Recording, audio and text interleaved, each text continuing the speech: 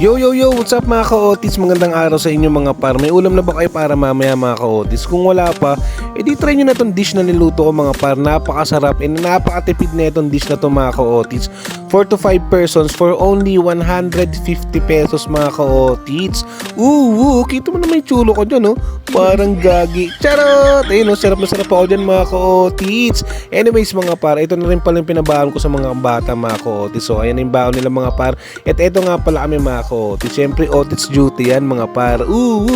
Anyways mga ka-otis, di ko na to papatagalin. Tara, lutuin na natin to. Let's go! So ito nga pala mga ka-otis yung kailangan natin mga par. So Argentina giniling pork yan mga ka-otis 1/4. Tapos sibuyas bawang, carrots and patatas yung nakabalat na mga ka-otis 60 pesos naman yan. Tapos dalawang itlog mga ka-otis na nilagay ko na sa sinaing mga par. So proceed na tayo dito mga ka-otis. So magpainit lang kayo ng mantika mga par. Kapag mainit na pwede nyo nang ilagay yung patatas and carrots mga par. So dito natin siya palulutongin, palalambutin mga par. So mekos-mekos nyo lang yan mga ka-otis. Pagka medyo lumambot na pwede na natin tong timplahan. Yes ka-otis, tama pag-aarnig mo. Titimplahan natin yung patatas and carrots mga par para may lasa na rin siya. So sa pampalasa mga ka-otis, syempre asin ng paminta lang nilagay ko dyan mga ka-otis. Mekos-mekos lang natin yan. Tapos iliwan natin ito ng mga 2 minuto hanggang sa lumambot siya mga ka-otis. So eto na siya mga par, malambot na siya mga ka-otis. So next step natin mga ka-otis, gigisahin natin sibuyas ng bawang mga par. So nag-create na ako ng circle. Wow, create ng circle. Then mga ka-otis, gisahin natin yung bawang. Kapag nag-brown na, ilagay na natin itong ayaw malaglag na giniling mga par. So lalagyan ko na siya ng magic. Magic.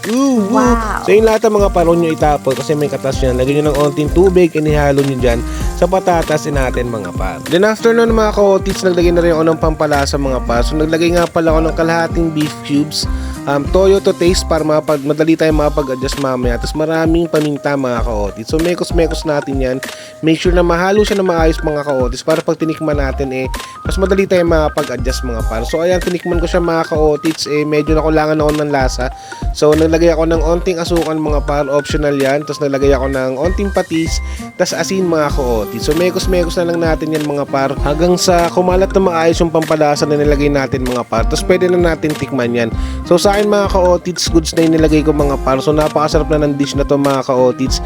And ito na rin pala yung finished product natin mga par.